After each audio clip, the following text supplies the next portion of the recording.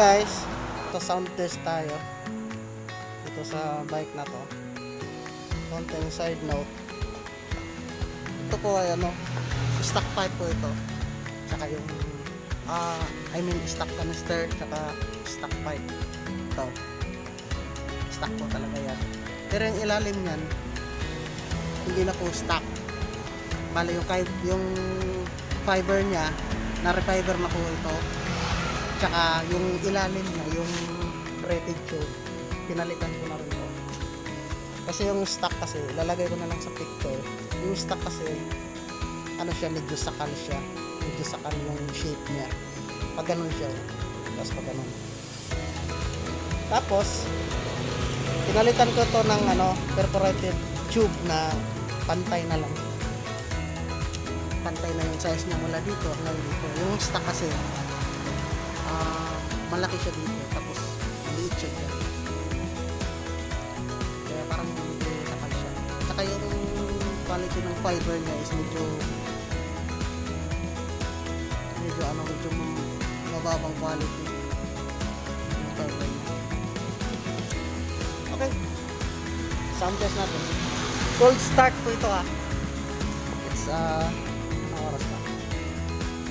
Cold start po ito.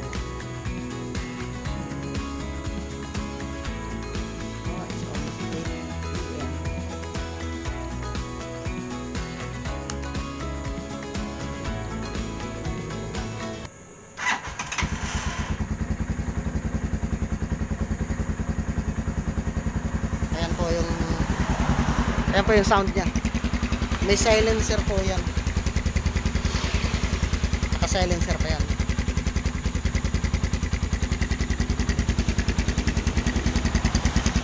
Medyo iba na yung tunog niya kaysa talaga yung factory spec na Kasi iba na yung nasa loob nito eh. Iba na yung shape ng perforated pipe. Tapos iba na rin yung ibang klase na rin na fiber ang nilagay dyan. Mas pinasiksik.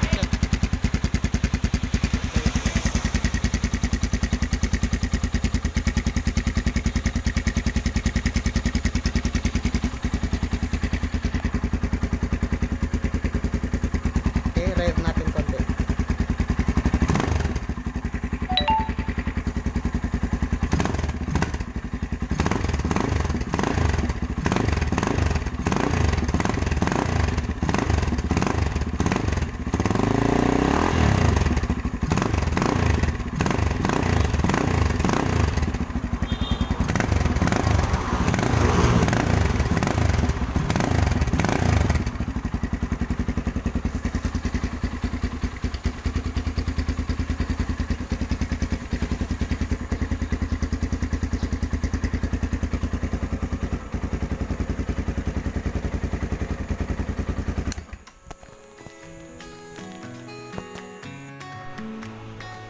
Ngayon guys, tatanggalin naman natin yung silencer. Paparinig ko sa inyo kung ano yung sound niya pag wala to. Okay?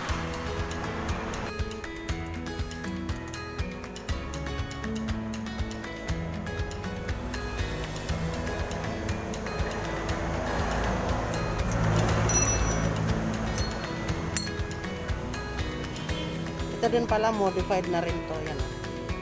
Pinutol ko. Kahit yung silencer niya, putol na. Kaya kahit naka-silencer siya, free flowing pa rin yung exhaust gas niya. Kasi ito, originally may takip to dito eh. Tsaka mahaba siya hanggang dyan. Tapos may takip.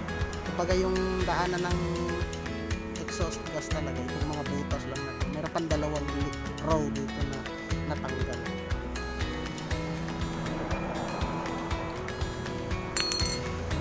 Okay.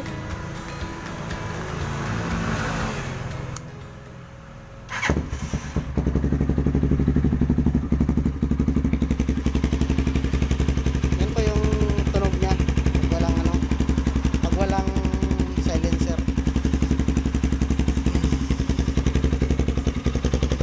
Nilalagay ko lang yung silencer kasi para makapag-comply tayo sa noise regulation dito sa syudad.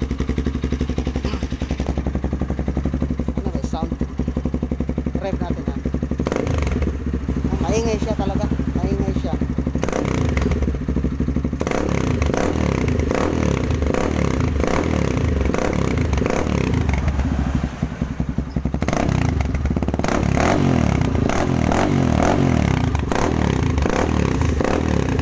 Diba?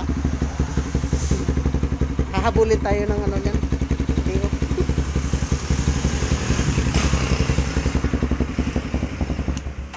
So that's it.